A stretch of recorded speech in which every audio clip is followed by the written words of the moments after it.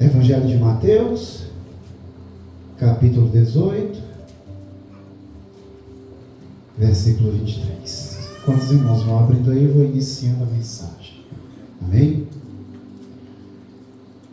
Vou falando aqui um pouco antes de entrarmos aqui nesta parábola que o Senhor nos apresenta aqui nessa passagem. Amém? Quero falar hoje, igreja, um pouco sobre graça e misericórdia. Graça e misericórdia, que estão muito bem relacionadas uma com a outra, né? Porque como Deus ele poderia derramar a sua graça sobre nós se Ele não tivesse tido misericórdia de nós, não é verdade? E existe outra palavra que se relaciona com graça e misericórdia, que também é amor. Estão intrinsecamente muito bem relacionadas. E a gente, alguns de vocês devem já ter se familiarizado, né? Que na palavra de Deus existem várias palavras várias palavras no original do grego, né? Para o amor, né?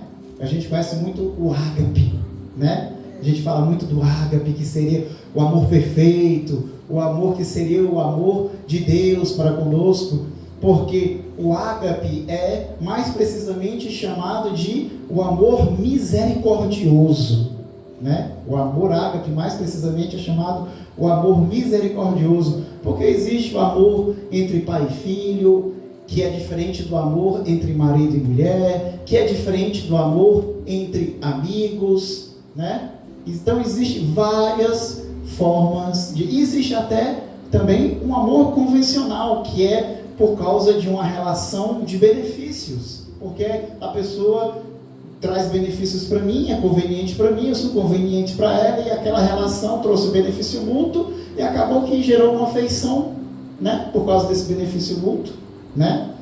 Se eu não me engano é pragma, né, o nome desse tipo de amor, né? Então, existem várias palavras, mas o amor, né, que a palavra de Deus traz como que a Bíblia, né, fala quando Jesus pergunta, Pedro, tu me ama, né? É o ágape, né? O ágape, o amor ágape, porque a palavra também que usa lá em 1 Coríntios capítulo 13, né? Que quando fala a supremacia do amor que está acima de todos os dons da ciência, dos mistérios, né? Está acima de tudo, quando no final, né, tudo passar, no final restará apenas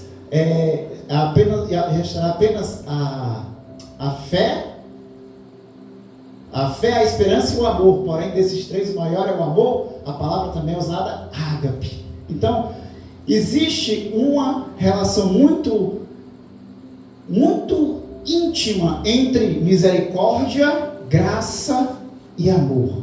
Existe uma relação muito íntima entre essas três coisas, porque você não tem como agir de uma com a outra sem você não possuir elas. Você só age de uma se você possuir as três, não é verdade? Por isso vamos falar sobre essas coisas aqui hoje.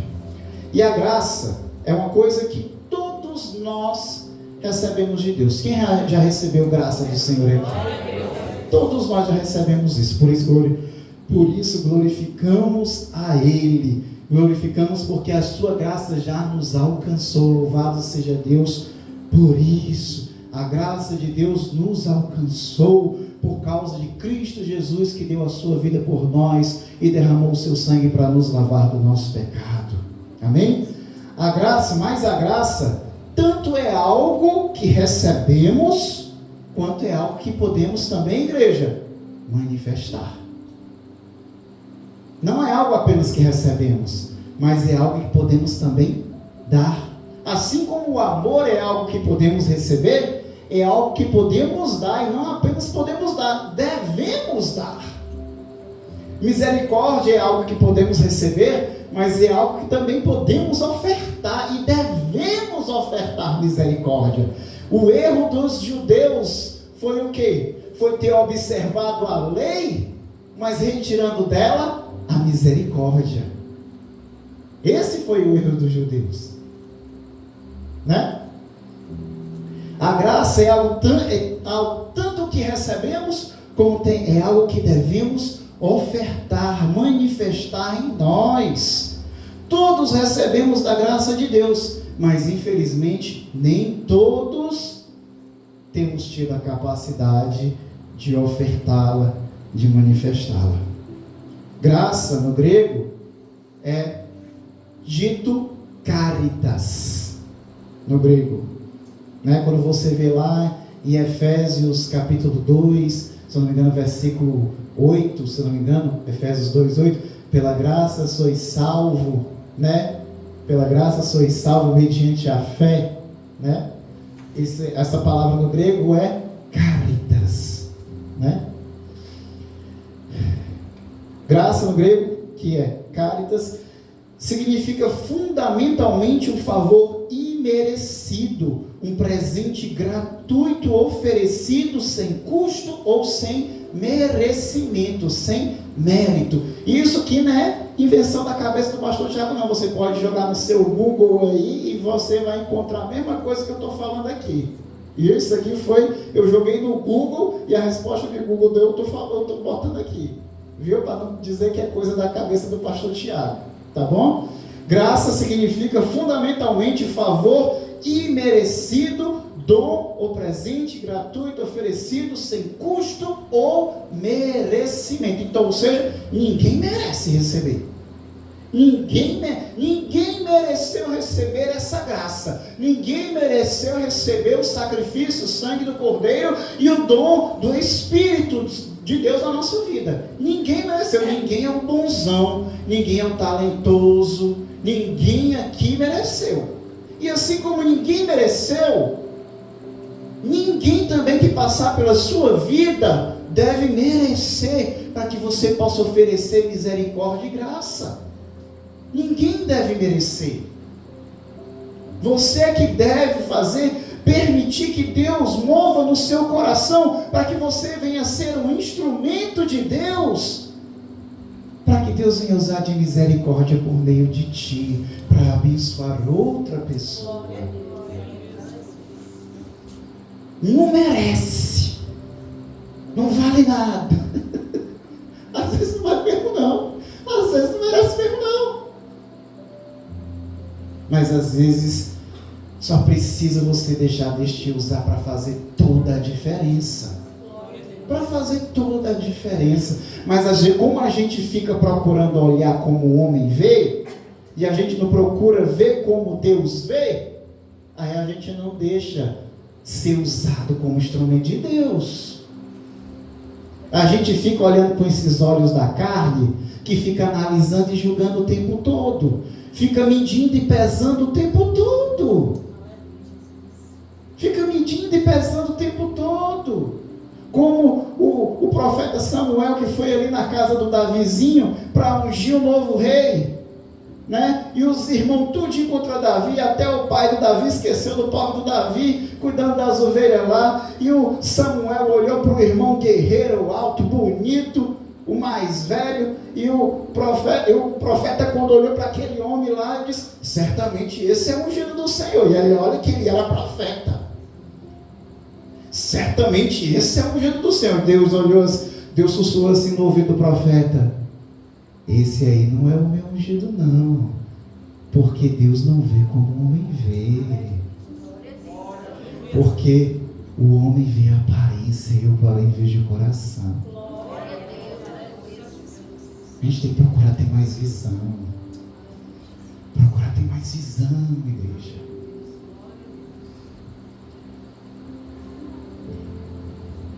Então, a graça significa fundamentalmente isso. Um favor imerecido, um presente, um dom gratuito oferecido, sem preço, sem custo. Ou seja, você não deu nada, você não pagou nada, você não fez nada por merecer, porque você jamais poderia merecer. E assim como você recebeu de graça, sem merecer, porque jamais você poderia fazer qualquer coisa por merecer, assim também você tem que dar de graça, sem esperar que ninguém venha merecer. Certa vez eu ouvi um pastor dizer a seguinte frase: só entende de misericórdia quem um dia precisou dela. Um dia eu ouvi isso. Eu vi essa frase. Só entende de misericórdia quem um dia precisou dela. Quando eu ouvi essa frase pela primeira vez, eu concordei imediatamente com essa mensagem. Imediatamente eu concordei. E achei até uma mensagem forte, contundente. Bateu forte no meu coração. Bateu tão forte que eu nunca esqueci. Nunca esqueci dessa mensagem, nunca esqueci dessa frase. Frase marcante, de efeito. Porém, hoje é diferente. Hoje, passou o tempo, sou mais velho, mais maduro, com mais entendimento, mais experiência. Hoje eu não posso mais concordar com essa mensagem, com essa frase. Mas eu posso usá-la para ensinar alguma coisa para a igreja.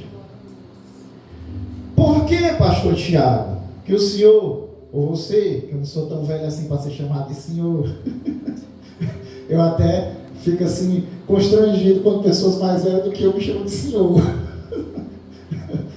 Por que então, pastor Tiago, que você não concorda mais com essa frase, que é uma frase até bonita, né, igreja?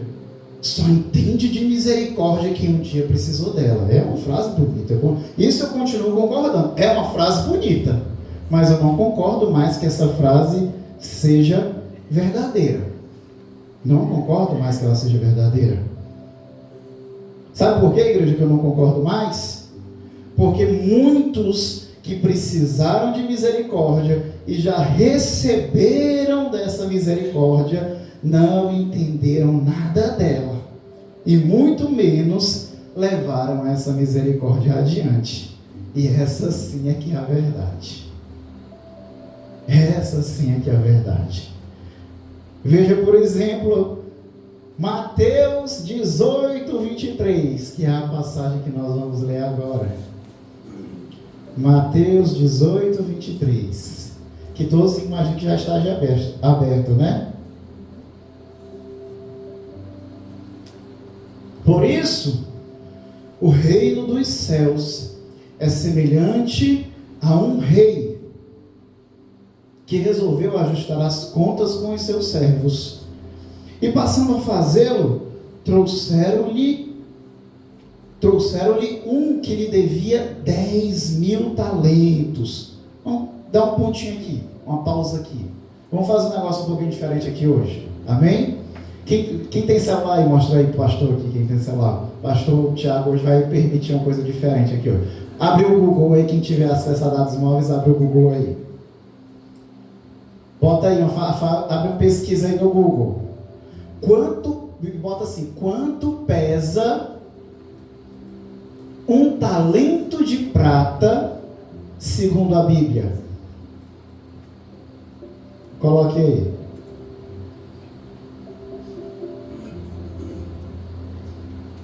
Quanto pesa um talento de prata segundo a Bíblia? Eu sei de cabeça.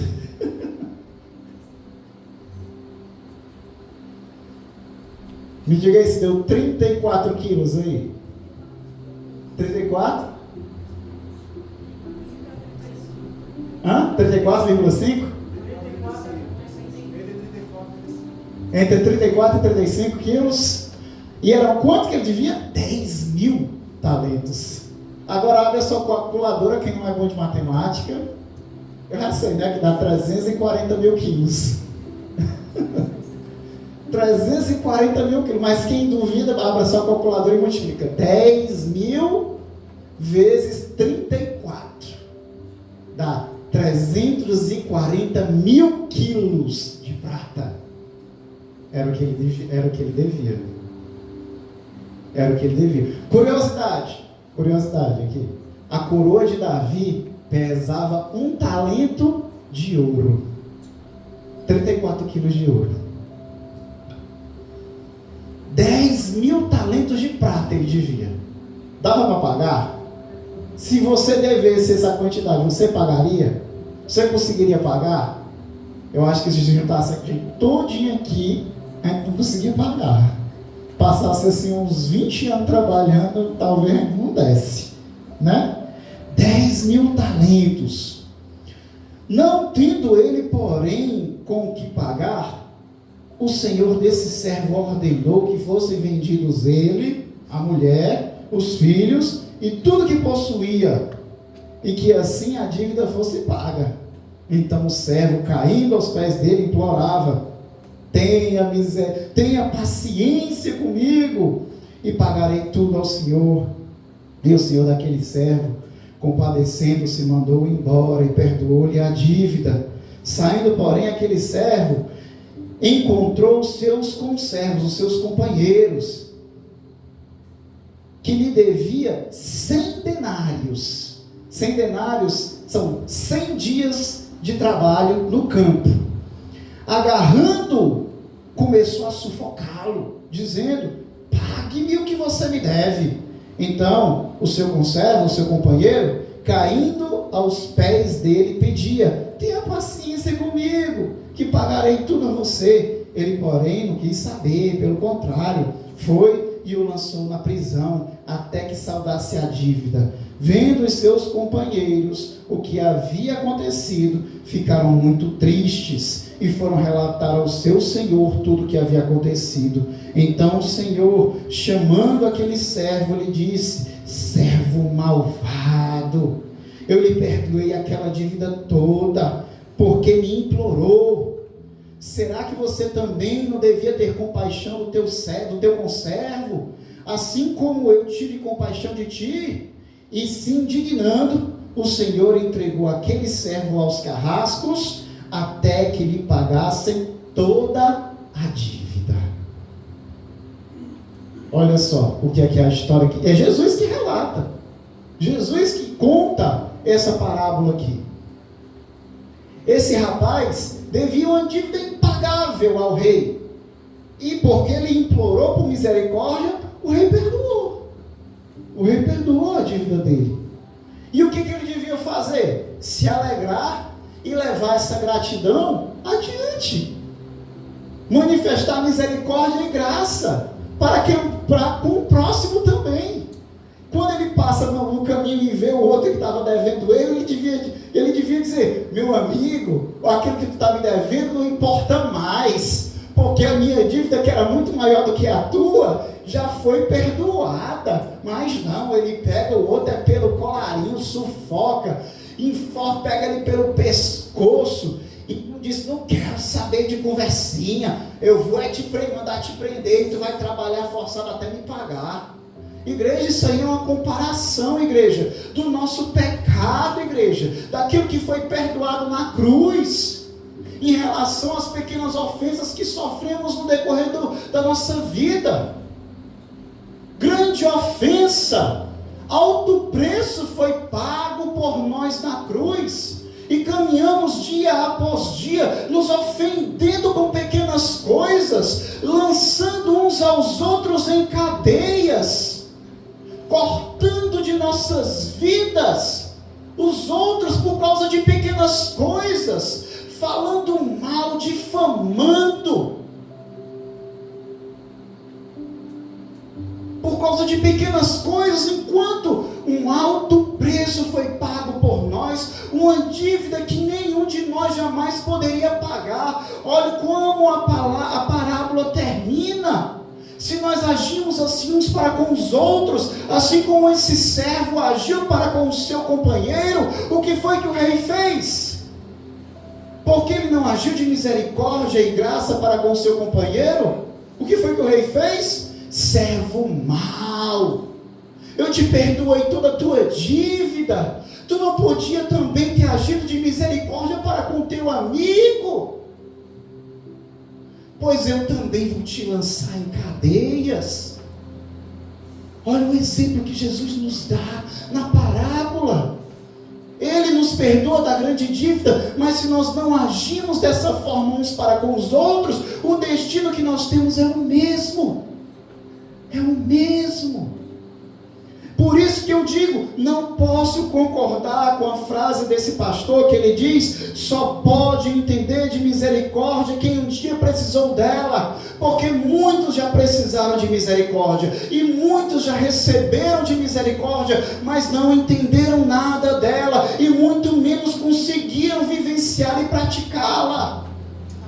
Quantos não receberam dessa misericórdia. Assim como o homem nessa parábola, que recebeu grande misericórdia, todavia não se permitiu que essa misericórdia preenchesse a sua vida, não permitiu que ela transbordasse nele.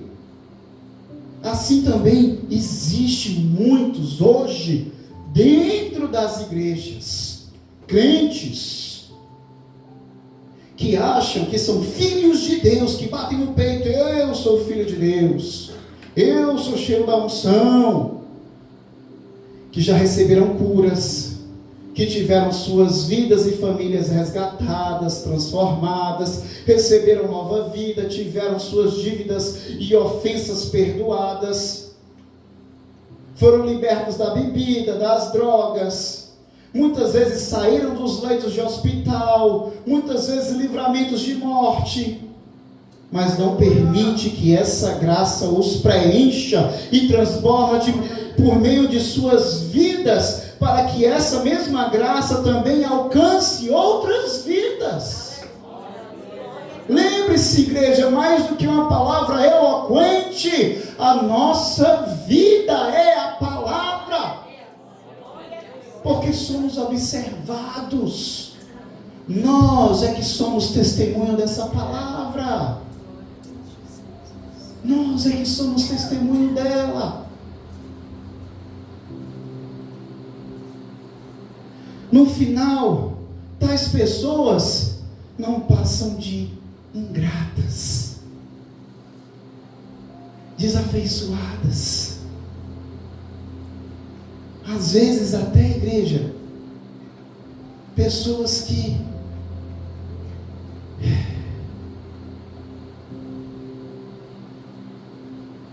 têm até dificuldade com a expressão, que às vezes pessoas que são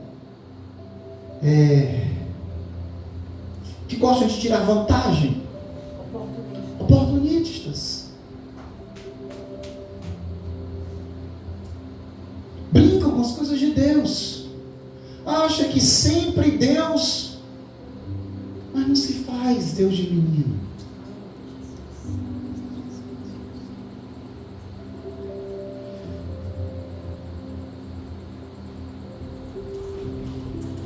Jesus nos dá um exemplo nessa parábola de como é perigoso a gente continuar abusando da graça dele. Deus nos dá a oportunidade de exercitar a sua graça uns com os outros. Uns com os outros. Mas muitas vezes a gente, em vez de usar da graça, a gente está disputando. A gente está medindo quem é mais importante.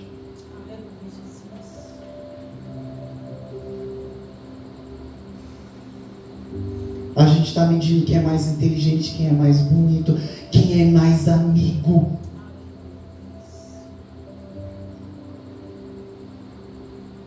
Quem é o mais talentoso.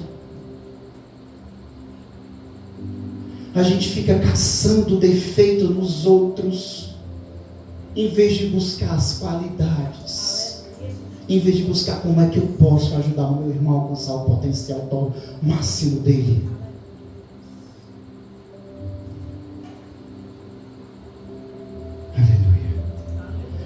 Mas, assim como Jesus nos mostra o exemplo do perigo de nós abusarmos da sua graça, também existe o exemplo de pessoas que, apesar de terem sofrido muito na vida, de pouco terem recebido de misericórdia, de compreensão, ainda assim transbordaram de graça e misericórdia na vida deles. Tem um rapazinho lá no Antigo Testamento, lá em Gênesis, a história dele começa lá em Gênesis 37. Mas a história dele é tão importante que a palavra de Deus dedica 13 capítulos completos à vida dele. Chama-se José. Começa em Gênesis 37 e vai até Gênesis 50. Vai até o final do livro de Gênesis. Até o último capítulo é dedicado à história dele. E claro que não tem como eu ler 13 capítulos de Gênesis aqui, mas eu me esforcei ao máximo para trazer um resumo aqui para a igreja conhecer um pouco da história desse jovem para inspirar a igreja, não seguiu o exemplo desse servo mau, que recebeu dessa grande graça, dessa grande misericórdia na vida dele, mas não conseguiu levar adiante. Mas para você aprender de um jovem que sofreu a maior parte da vida dele, injustiça de todos os lados, mas não deixou nenhuma delas enterrar os seus sonhos e nem endurecer seu coração. Por isso não deixa, igreja, nada enterrar as promessas de Deus na tua vida, nada enterrar os teus sonhos, e não deixa nada endurecer o teu coração, porque é isso que o inimigo quer. É isso que o inimigo quer. O inimigo quer mudar quem tu é, para que tu não venha se tornar aquilo que Deus tem para ti. Aleluia. Em resumo, a história de José começa no capítulo 37, já começa falando que José era um rapaz sonhador. Ele tinha sonhos reveladores, e por causa exatamente dos sonhos reveladores que ele tinha, os irmãos dele escarneciam dele. Lá e vem o sonhador. Escarneciam dele, faziam piada dele e o perseguiam. José também era odiado pelos seus irmãos por acharem que ele era o favorito do seu pai Jacó. José também foi jogado dentro de um poço e deixado lá durante um dia e uma noite inteira, enquanto seus irmãos decidiam se o matariam ou se o venderiam como escravo. Olha, que coisa terrível. A dúvida era, enquanto ele estava jogado dentro do poço, uma noite inteira, um rapaz adolescente, jogado dentro do poço, passando pavor, enquanto os irmãos decidiam se iam matá-lo ou se venderiam ele para ser escravo. E depois que os irmãos acabaram decidindo que venderiam ele como escravo, e depois de tê-lo vendido, ele trabalhou diligentemente na casa de seu senhor Potifar, e fez o seu senhor prosperar, até que ele foi acusado falsamente pela mulher de Potifar, que não aceitou ser rejeitada por José, e por isso ele foi preso, sem direito de julgamento ou defesa. Na cadeia, ele ajudou a todos, desde os prisioneiros até os carcereiros, e conquistou o respeito de todos eles. Olha o tanto de coisa que ele já passou até aí. Rejeitado pelos irmãos, escarnecido, lançado no poço. A dúvida era se ia matar ou se ia vender para ser escravo. Vendido como escravo. Mesmo vendido como escravo, ele ali já podia ter ficado desgostoso da vida. Já podia ter ficado desgostoso da vida nesse momento. Mas ele decidiu, não, eu vou trabalhar de forma honrada, porque meu pai me ensinou foi ser um homem honrado. Eu vou fazer esse homem aqui prosperar. Se eu fizer esse homem prosperar, ele vai me honrar.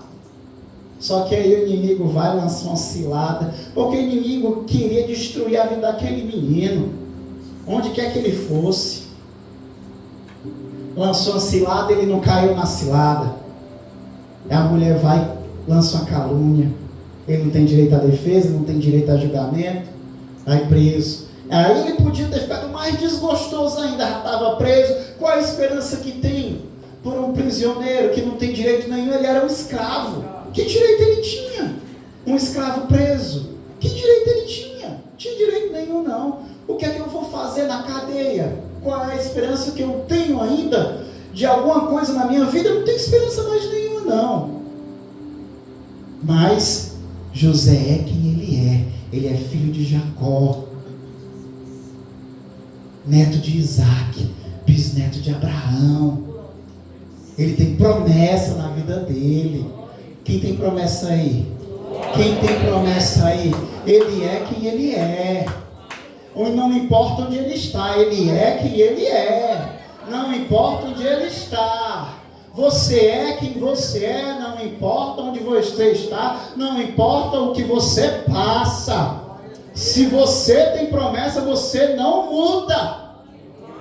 Você não muda com as circunstâncias, você se mantém fiel a quem você é, e você é filho do rei. Na cadeia, sem esperança, ele foi bom com os colegas de prisão, e ele foi bom até com os carcereiros. Ele ajudava até a organizar a cadeia, e todos o respeitaram. Deve ser um mistério muito grande você conseguir ser respeitado pelos prisioneiros e pelos carcereiros, porque uma coisa é você ser respeitado por um por outro, mas pelos dois. E ele passou o tempo.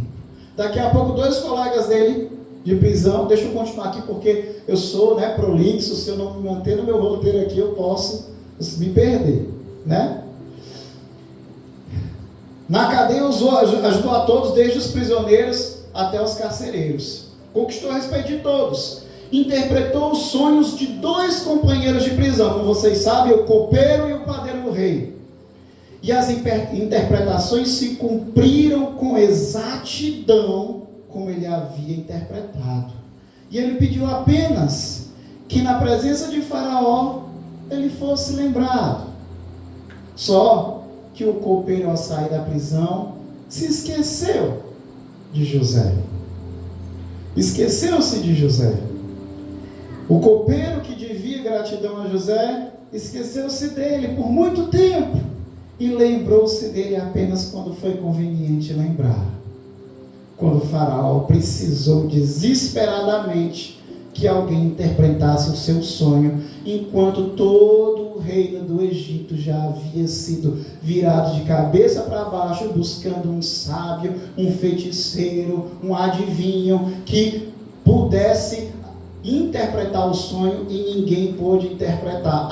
Só aí foi que o copeiro lembrou que havia um rapazinho lá na prisão que interpretava sonhos. Ao ser chamado, interpretou também com exatidão o sonho de Faraó.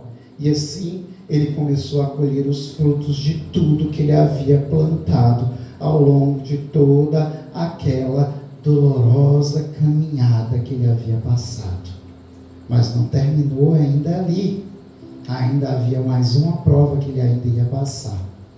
Sua família foi até o Egito para fugir da fome, pois se passavam 7 anos de seca sobre toda aquela região. E José havia estocado suprimentos suficientes para suprir toda aquela terra, e também para durar durante todos os 7 anos de seca. Mas ninguém sabia que o homem que administrava os celeiros e todas as posses de Faraó, aquele homem chamado de Zafenate-Paneia, era na verdade o hebreu José, filho de Jacó. José se surpreendeu a ver sua família, mas não se deixou abalar no momento, porque ele temeu que o seu irmão mais novo, Benjamim, sofresse nas mãos de seus irmãos da mesma forma que ele sofreu. Ele então traçou um plano para livrar o seu irmão deste mesmo mal que ele havia sofrido. O plano consistia em esconder um cálice de prata real no saco de trigo de Benjamim e fingir que iria prendê-lo, quando na verdade o plano era trazer Benjamim para morar junto de José. Quando os soldados prenderam Benjamim para acusá-lo de roubo, de furto, todos os irmãos de José se lançaram na frente de José, sem saber ainda que ele era José, e disseram: não prendam nosso irmão, leve a nós, leve um de nós, mas não leve a este. Pode levar qualquer um de nós, mas não a este. Não a este. José começou, até então José estava ali, frio, calculista, O plano dele estava conforme o que ele havia pretendido, porque o objetivo dele era livrar o pequeno Benjamim das mãos daqueles irmãos cruéis que haviam tratado ele tão mal, que quase havia matado ele, que havia vendido ele como escravo. Ele pensava, certamente vão fazer a mesma coisa com o pequeno Benjamim. Mas quando ele viu aqueles mesmos irmãos que tinham feito tanto mal a ele, colocando suas próprias vidas em risco para livrar o pequeno Benjamim, ele não conseguia mais manter aquela frieza. Os seus olhos já marejavam, o seu coração acelerava. E eles ali, não leve a este. E ele perguntou, por quê? Por quê? Por que vocês se oferecem no lugar deles? E eles diziam, não, porque nós tínhamos outro irmão. Nós tínhamos outro irmão, chamado José, mas infelizmente o outro irmão, ele morreu, e o nosso pai quase não suporta a sua morte. Se esse daqui morrer, se esse daqui for tirado de nosso velho pai, o nosso pai não vai aguentar. Aí nesse momento, ele manda sair todos os soldados do salão. Retirem-se a todos, deixem-me a sós com esses homens. E os soldados, mas Senhor, eles dizem, obedeçam. Eles saem todos do salão, fica só José e os seus irmãos ali, sem eles saberem ainda que é José. Quando os soldados saem do salão, que eles fecham as portas, José grita em choro, grita em choro naquele momento, dizendo, sou eu sou José. E se revela aos seus irmãos, e os seus irmãos ficam impactados, e ao mesmo tempo atemorizados, em saber que aquele homem poderoso era o José que eles tinham feito tanto mal. Eles pensaram, agora pronto, vamos todo mundo morrer. Se a gente achou que era só um que ia morrer, agora vai morrer todo mundo. Mas ele disse, sou José. Mas não temam, vocês estão seguros. Vão e tragam meu pai, porque nada vai faltar a vocês. Naquele momento ele podia colocar a vingança dele em prática. Ele tinha o poder, ele tinha a autoridade, ele tinha até o direito.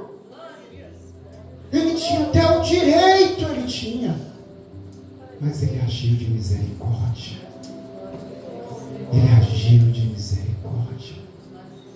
Ele tinha tudo para ter se transformado numa pessoa amargurada, numa pessoa de coração endurecido. Mas lá na frente, passaram-se anos, os irmãos levaram seu pai, viveram anos ali debaixo das bênçãos de José, mas o pai já estava velho, Jacó já estava velho, faleceu. Quando faleceu Jacó, os irmãos ficaram com medo de novo.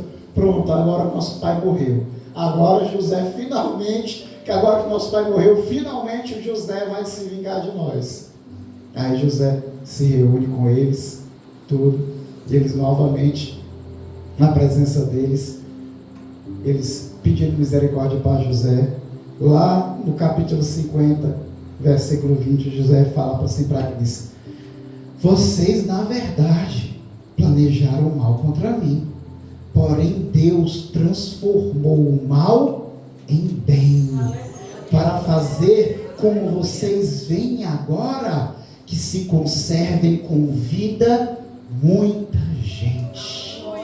Tudo aquilo que eles planejaram para fazer o mal com eles, foi para fazer o mal contra José, foi para se cumprir o plano de Deus, para dar livramento a milhões de pessoas, inclusive a própria casa de José. Olha só como Deus é maravilhoso. Então, igreja, quando tu sofrer, quando tu passar por prova, quando tu passar por estreito, quando tu sofrer injustiça, olha para frente, olha para o alto, confia em Deus, confia no processo, confia no propósito, confia na promessa, porque lá na frente Deus vai te honrar. Mas não deixa que nenhuma prova, nenhum processo, nenhuma injustiça venha te transformar naquilo que Deus não quer para ti. Não permita que o inimigo venha deformar o vaso que Deus quer te transformar. Não permita que o teu coração venha endurecer. Não permita que a tua mente venha se cauterizar. Mas em nome de Jesus, que tu venha se tornar aquilo que Deus quer que tu se torne. Um grande homem e uma grande mulher de Deus. E quem recebe glorificar o Senhor. Amém. Aleluia. Obrigado, pastor.